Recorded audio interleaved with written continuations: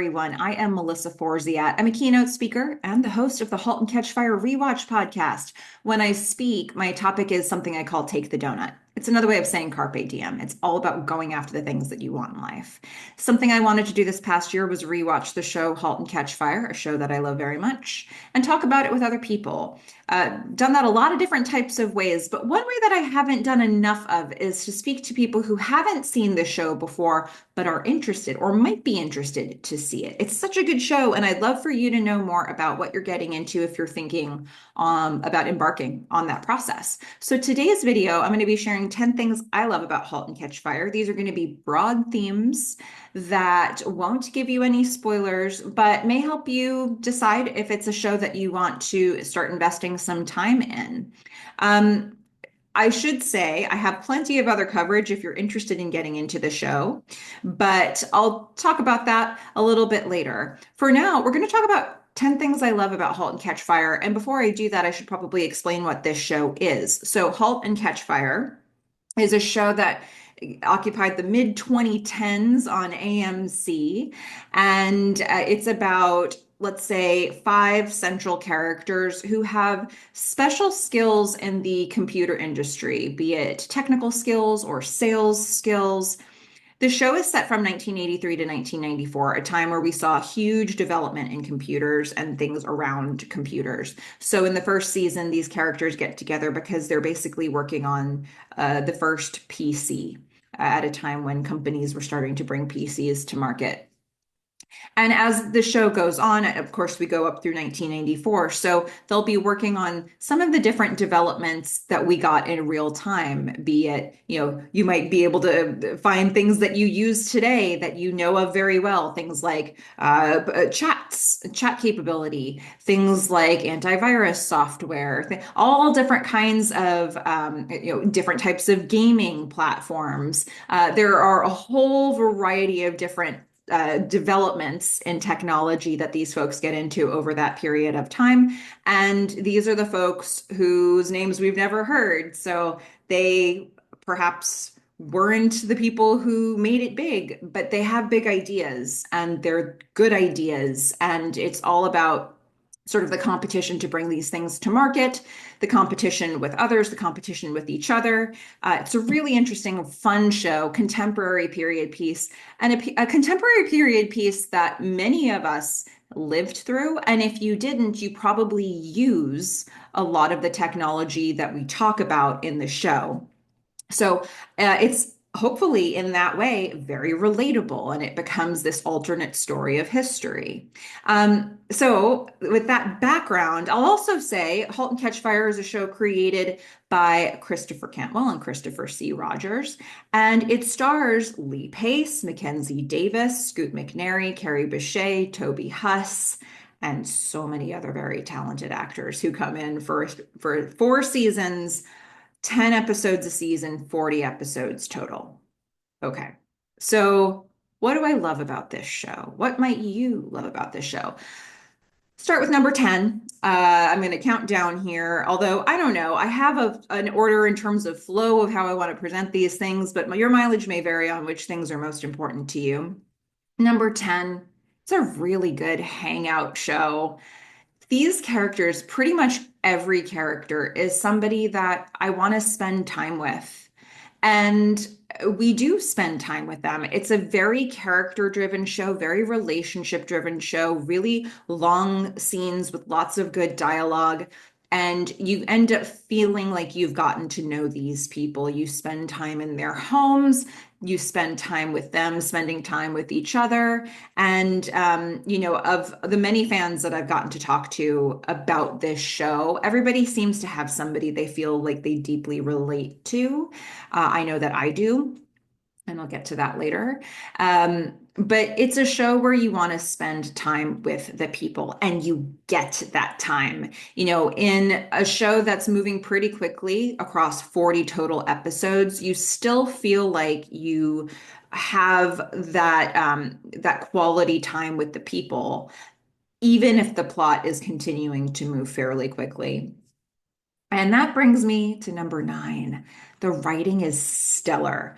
I can tell you that I have now officially done a deep dive through all 40 episodes of this show, as have many of the really, excited fans who found this podcast. We've been talking about the episodes together. I've also done deep dives with so many members of the cast and crew in interviews. And in all of that time, there were maybe three details of this show that I'm like, oh, I wish it would have been like this. And they're not big. They're minor details. This hardly ever happens with a show, especially with this show that was on the bubble every season. They were never sure if they were going to be picked up again. And the way they ended each season could have been the end of the show. And somehow it still feels seamlessly written, like it was intended to be 40 episodes total from the very beginning.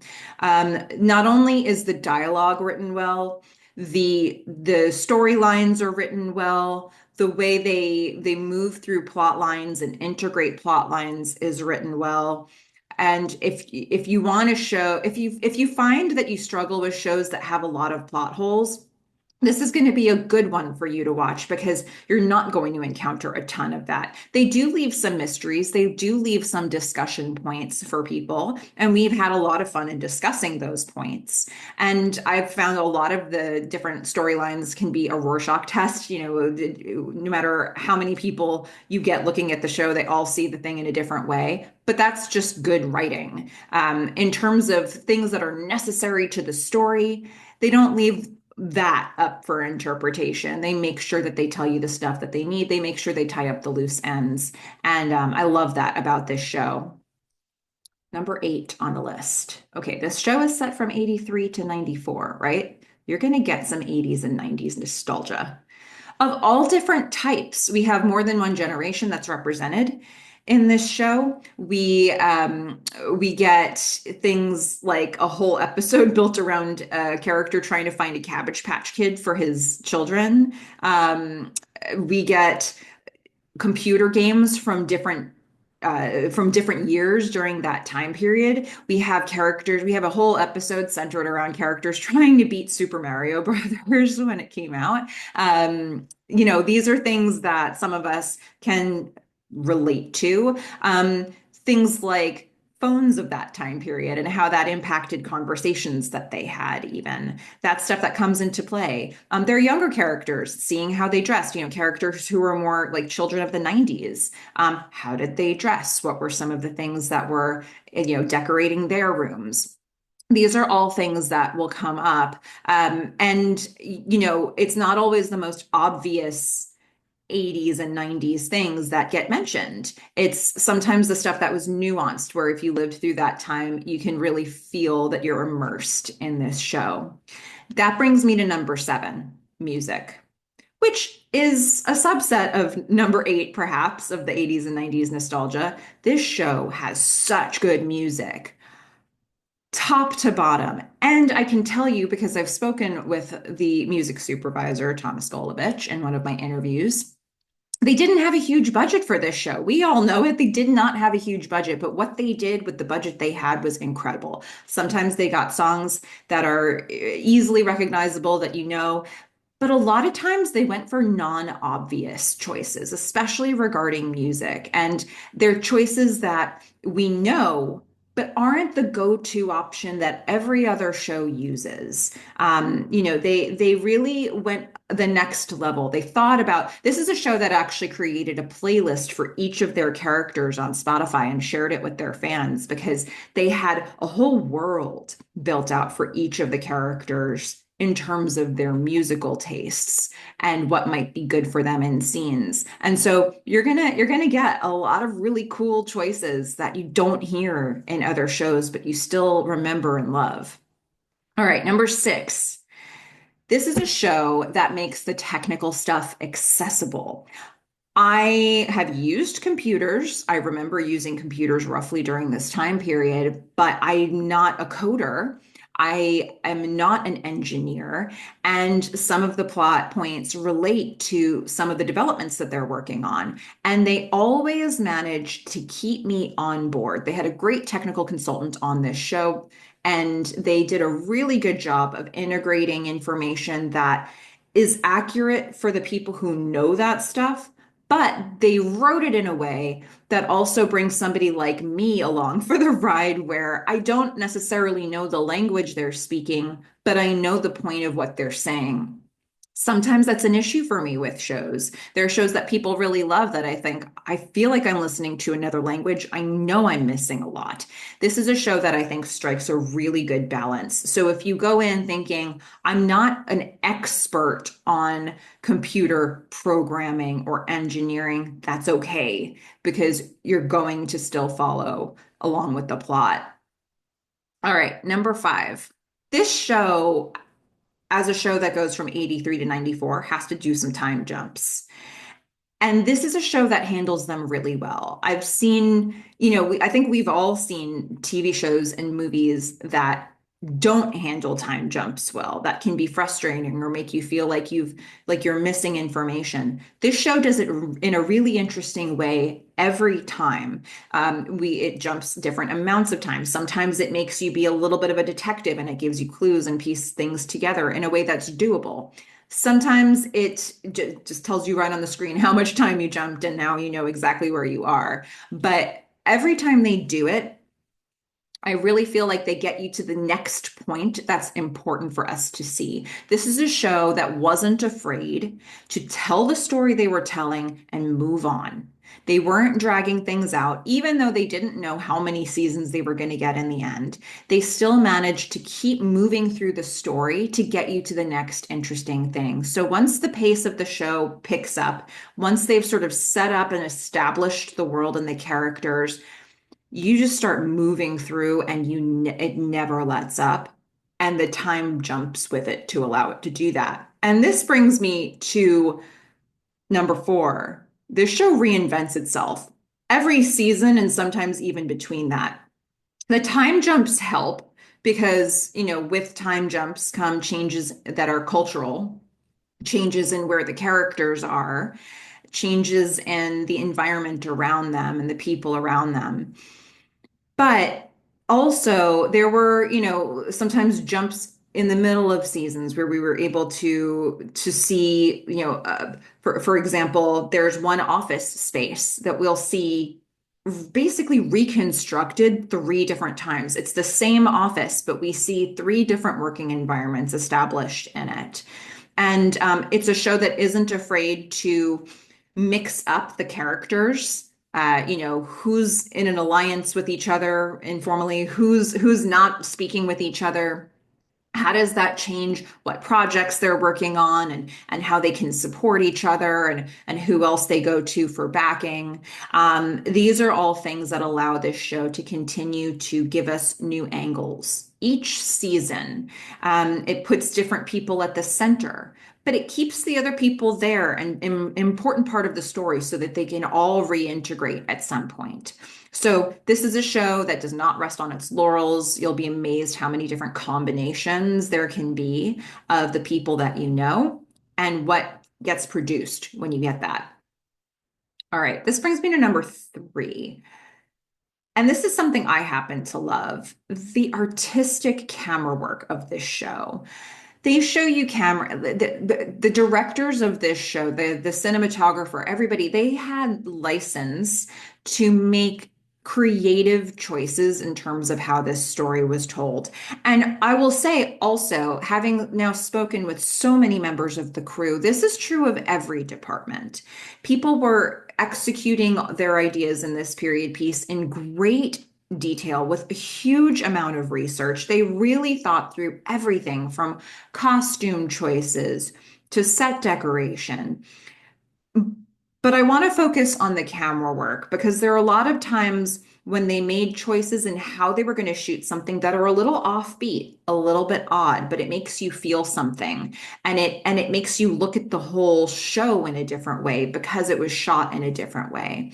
This is something that I explored a lot and the episode deep dives. I've also had a chance to speak with a number of the directors of the episodes to get more insight on this. So if that's something that you're interested in, just top to bottom, every single department on this show did an impeccable job with the details. And they've come on this podcast and they've explained their thought process. They've explained their work. They've given us the receipts. And it's given us a lot to think about. So that's one element that I really wanted to focus on. And not for nothing, Christopher Cantwell and Christopher C. Rogers were brand new to the scene when this show got picked up. They were young, they were green, they were fresh. They had people mentoring them to make sure that this show would be what it could. When they shot their pilot, they actually got right out of the gate Juan Jose Campanella to direct that pilot episode. An Academy Award winning director. That's the person they got right out of the gate to help them make these creative choices that set the taste of the show, set the palette of the show, set the way it was shot, the way it was styled. So if that's the bar they started with, it's the bar they finished with, it's the bar they held up all the way through. All right, number 2 on my list. And this one's important to me. The female characters in this show, oh my goodness. There's actually a character in this show who is probably my favorite character of all time, Diane Gould. She's a character that we'll meet in season 3. But right from the beginning, we've got Carrie Bechet playing Donna, we've got Mackenzie Davis playing Cameron, and, right from the beginning, this show has a balance of strong male and female characters who have a lot to say and a lot to contribute. Some people say that the show started a little bit weaker with the female characters in season 1 and I got really strong with them season 2. I don't see it that way. I see that the story, there was a setup that was needed, and then they sort of reconfigured character groupings each season. And I will say, if you are a woman wanting to watch, or if you're a man wanting to watch a show that has really powerful, interesting, complex female characters and a really great depiction of female friendship, I encourage you to watch this show. And that I believe does not come at the expense of really compelling, interesting male characters. I think there's a balance here, and it's so beautiful to me. Number 1 on my list, and this has to be the most important thing on this list. I have now done deep dive interviews with about 70 members of the cast and crew from this show. It's been 7 to 10 years since any of those people worked on the show, and I got in touch with them and asked, would you like to be interviewed? And 70-ish people have said, absolutely yes. And they came on this podcast and they said, this was one of my best creative experiences. I loved working with the other people on the show. They gave each other, they shouted each other out. They shared that they were in touch with other people from the show. They acknowledged the creators of the show, the directors of the show, their fellow cast and crew. I feel like I didn't know this was going to happen. I just started out with the intent to do a deep dive on the episodes and to be able to then uncover that people really loved working on this show is something that I think we can all appreciate. How many times have you loved a show or a movie and then found out that there was something weird happening behind the scenes, maybe toxic, and it changes how you look at the show? This is the opposite. If you love the show and then you start digging into these interviews, you are going to find more and more and more things to love about it each passing week. And that's been an experience for me. I know it's been an experience that a number of the fans of the show have had through this podcast. And so if you get into it, just know it's a safe space. You can feel comfortable liking this show, knowing you're not supporting something weird or toxic. These people loved this time that they spent on the show for the most part. Everybody that I've spoken, 70 people, folks, 70 people have said, yes, I'd love to do an interview about this show. So, to me, that speaks volumes about what the environment was like on set and why we should continue to love what we love here. That's my top 10 list. And again, I tried to keep that spoiler free for everybody who's interested. If you are brand new to the show, if you've never seen Halt and Catch Fire before, and you aren't convinced yet, but you are thinking about it, there is a whole series of about 10 bonus interviews that I did. They're labeled as such in the thumbnails. And I did interviews with different subject matter experts, people who knew about cars from the 80s and 90s and computers from the 80s and 90s, the founders of the ATX TV Festival, where the 10-year reunion for *Halt and Catch Fire* happened in 2024. I talked to an expert, somebody who was at Comdex, a computer expo that is featured in the show in two different episodes. We got to talk with all different kinds of people with expertise in the subject matter of this world, venture capitalists, women who have knowledge of coding. I've spoken with all different kinds of people about this show, and those might be good entry points for you to decide if this is something that you want to explore even more. If you know you want to watch it, go and start checking out the episodes and follow along for the deep dive recaps, which are spoiler free up until the episode that you're on. So we'll talk about everything from the episode that you're on and before, but we'll try not to spoil into the future. And then once you've seen the whole thing, if you're coming to this because you've already seen the show, go check out those interviews with the cast and crew for the show because you're going to learn a lot more, way more than you thought you already knew about this show by listening to these folks talk about it. There's a ton of fun content waiting for you. I hope that this inspires you to go out and watch *Halt and Catch Fire* and become a fan of the show like so many of us are. All right, everybody, you know what to do. Go out there and watch *Halt and Catch Fire*. Bye.